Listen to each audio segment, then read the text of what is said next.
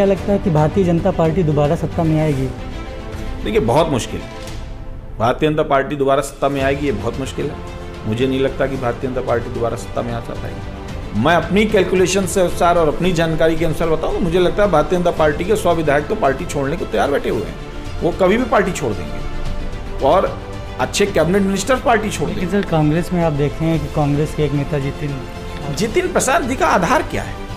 Sir, Congress UP में कितना बेहतर रहेगी?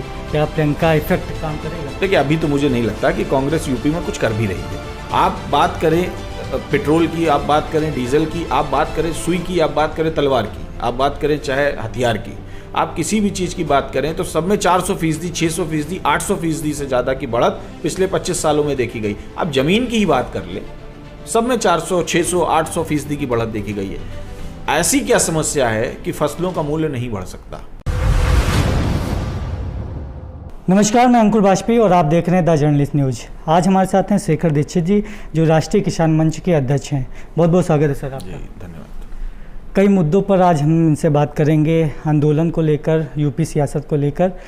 सर, पहला सवाल है कि यूपी में पार्टीशन की बात कल से चल रही है, आपके नज़रिए से ये कितना उचित होगा? देखिए, यूपी में पार्टीशन की बात चल रही है तो मैं समझता हूँ कि ये प्रदेश के लिए एक बेहतर विकल्प होगा और ये पार्टी के लिए भी एक बेहतर विकल्प होगा, भारतीय जनता पार्टी के लिए। हालांकि उनके पास इस समय चॉइसेस नहीं हैं, इसलिए वो डिवाइडेशन की बात कर रहे हैं। भारतीय जनता पार्टी से पहले मायावती ने भी इसका प्रयास किया, केंद्र को भेजा जब एनडीए की सरकार नहीं थी। अब इसको आप दो नज़रिए से देख सकते हैं, एक कि उत्तर प्रदेश को क्या फ़ायदा होगा और एक कि भारतीय जनता पार्टी सियासत में इसका किस तरीके से इस्तेमाल करना चाहती है। योगी आदित्यनाथ को वो मुख्यमंत्री से हटाना चाहते थे लेकिन वो हटा नहीं पाए। बहुत सारे प्रयास करने के बाद भी जब सफलता हाथ नहीं लगी तो उनको इसका एक तरीका समझ में आया कि अगर हम पार्टीशन करके कल को योगी आदित्यनाथ जी को कहेंगे कि आप पूर्वांचल के मुख्यमंत्री के चेहरे के तौर पे प्रेजेंट हों तो वो बेहतर होगा, तो एक उससे दो काम हो जाएंगे। अब दूसरा है कि बंटवारे की ज़रूरत क्यों है? उत्तर प्रदेश बहुत बड़ा राज्य है। आप देखेंगे बुंदेलखंड की बहुत सारी समस्याएं ऐसी हैं जिनको सरकार किताबों पे तो सॉल्व कर देती है लेकिन ज़मीनी हकीकत नहीं है। आप तराई बेल्टों की देखेंगे तो हालात ख़राब हैं। आप किसानी की हालात में देखेंगे तो पूर्वांचल के हालात और भी बदतर हैं। पश्चिमांचल की अगर आप बात करेंगे तो भी मेरठ के आदमी को उत्तर प्रदेश लखनऊ तक आके काम करने के लिए 500 किलोमीटर का सफ़र तय करना पड़ता है। ये भी एक लंबी दूरी है। तो अगर छोटे हो जाएंगे, जैसे उत्तराखंड ने हम बहुत अच्छा डेवलपमेंट किया, जब हमने उत्तराखंड अलग किया तब हम लोगों ने सोचा शायद सही होगा या गलत होगा। शुरुआत में चैलेंजेस का भी उत्तराखंड को सामना करना पड़ा लेकिन बाद में वो अच्छा परफॉर्म किया। सेम आप झारखंड को देखें, सेम आप छत्तीसगढ़ को देखें, तो मुझे लगता है। लेकिन बंटवारे का तरीका क्या होगा ये अभी पता नहीं है। तो ये नहीं पता है कि अवध रखेंगे कि नहीं रखेंगे, रखेंगे तो इसमें क्या रखेंगे, बुंदेलखंड में क्या संपदा रखेंगे और क्या किसको दे देंगे, पूर्वांचल का स्वरूप क्या होगा और पश्चिमांचल का स्वरूप क्या होगा, क्या दिल्ली को इसमें ऐड करने का है कि नहीं है, क्योंकि पहले था कि दिल्ली को भी बड़ा करना चाहते हैं। तो अब ये सारी चीज़ें भविष्य में देखने के लिए होंगी कि कैसे होता है। और लेकिन मुझे नहीं लगता कि कोई ख़राब डिसीज़न है, क्योंकि पॉपुलेशन बहुत बढ़ गई है, इतने बड़े प्रदेश को कंट्रोल करना मुश्किल होता है। ठीक है। ये शेखर जी, आप एक किसान संगठन चलाते हैं, राष्ट्रीय किसान मंच के अध्यक्ष भी हैं। किसान सम्मान निधि, इसके तहत 3 बार 2-2 हज़ार की किस्त, क्या मोदी सरकार के 7 सालों में किसानों की स्थिति पहले से बेहतर हुई है?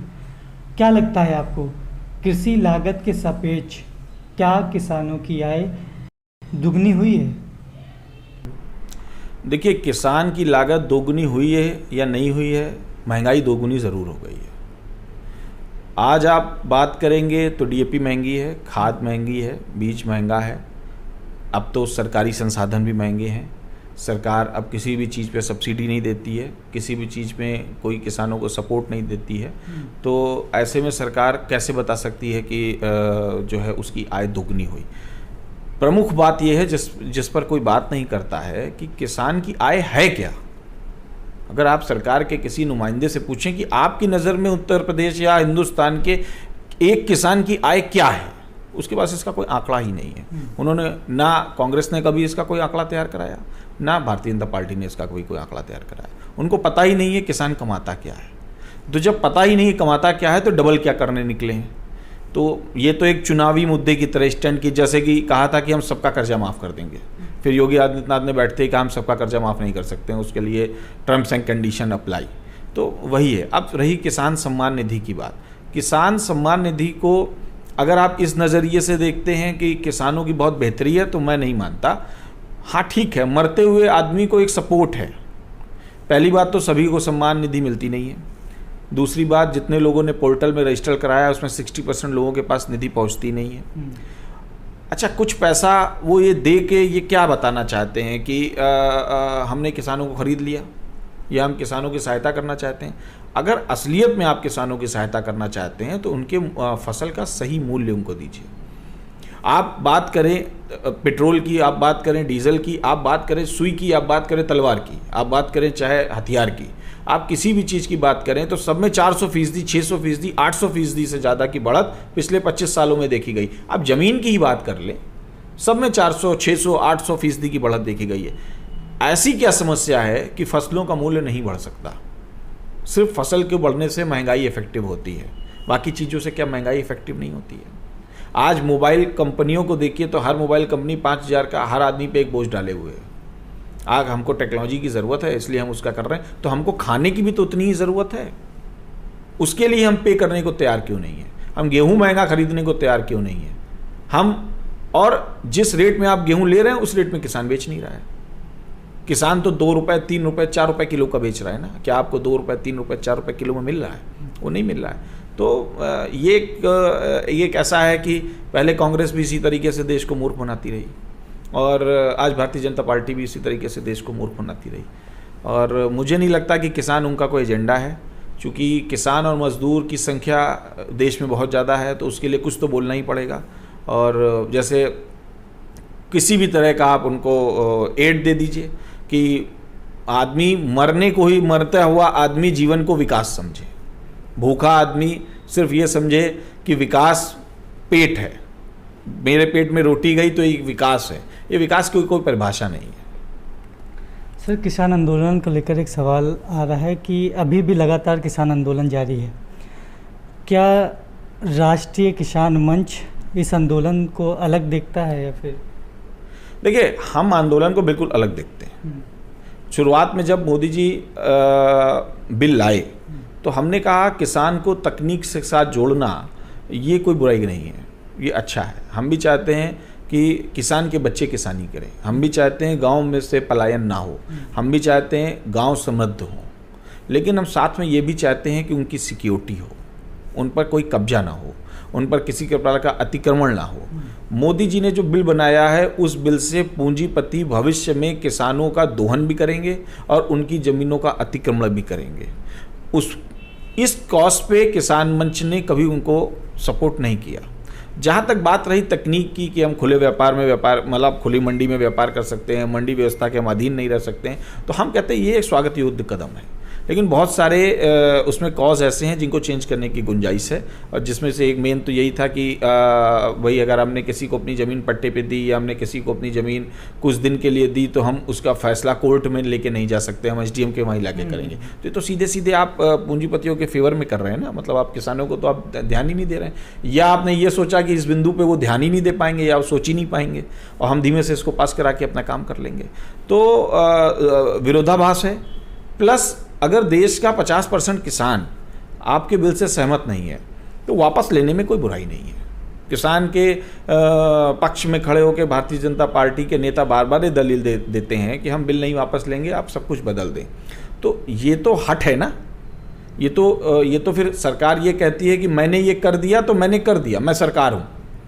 लोकतंत्र में मैं नहीं होता है, लोकतंत्र में हम होता है, और हम की बात सरकार नहीं कर रही है, मैं की बात सरकार कर रही है। इसी का नतीजा उत्तर प्रदेश में विवाद देखने को मिल रहा है मोदी और योगी के बीच में भी, क्योंकि दोनों में ही मैं है।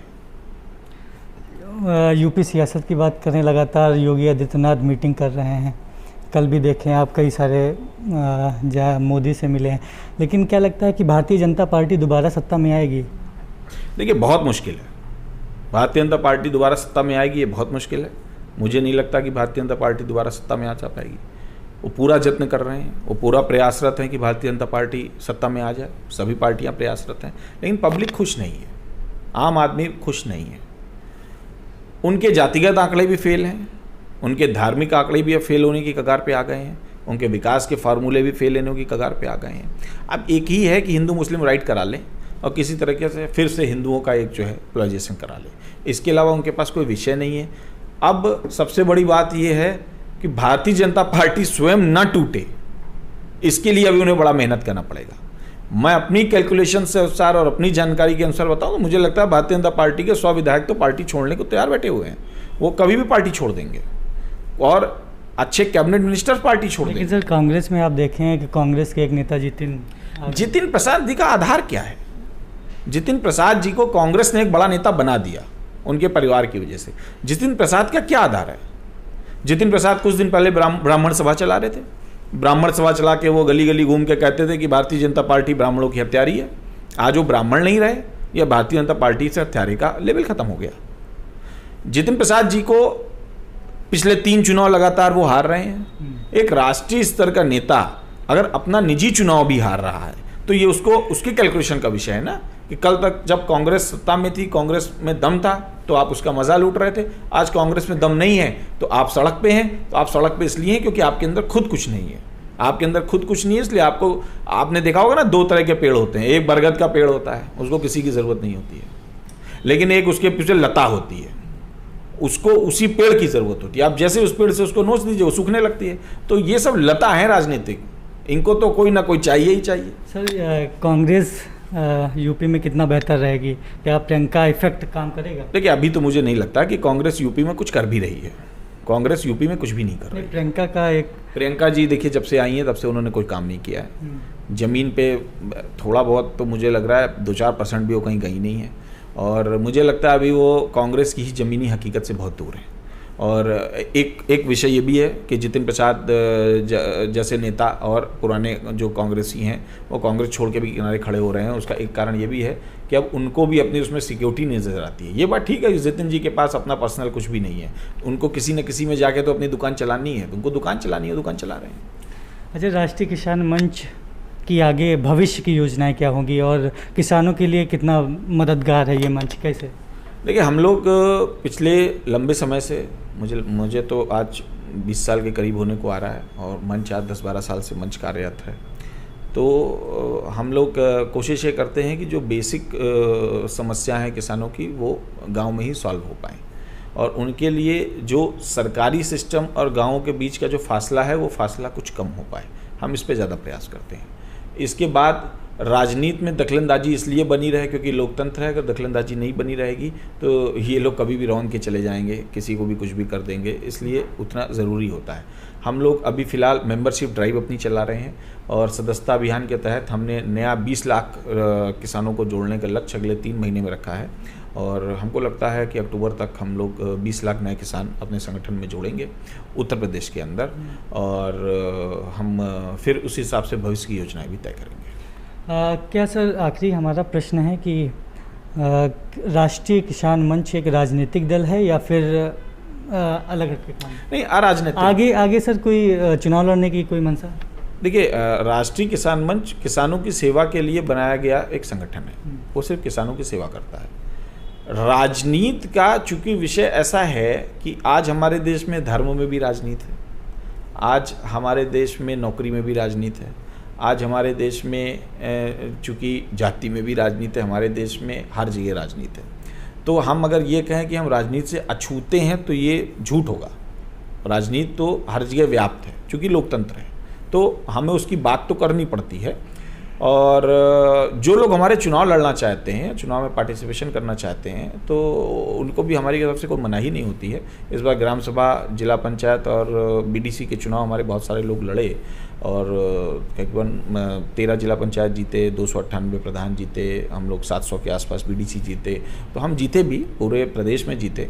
और भविष्य की रही बात, तो जिस प्रकार की राजनीति राजनीतिक दल करते आ रहे हैं, तो हमको ये तो सोचना पड़ेगा कि हमारा गांव, हमारे गांव के लोग और हमारी ग्रामीण व्यवस्था कैसे सुरक्षित रहे, और हमारे उन लोगों को भी मौका मिले जो मौका परस्त नहीं है और जो सिर्फ शहरीकरण की बात नहीं करते हैं। तो उसके लिए अगर राजनीति में आना पड़ा तो हमारे लोग आएंगे, इसमें कोई ऐसी बात नहीं है कि नहीं आ सकते हैं।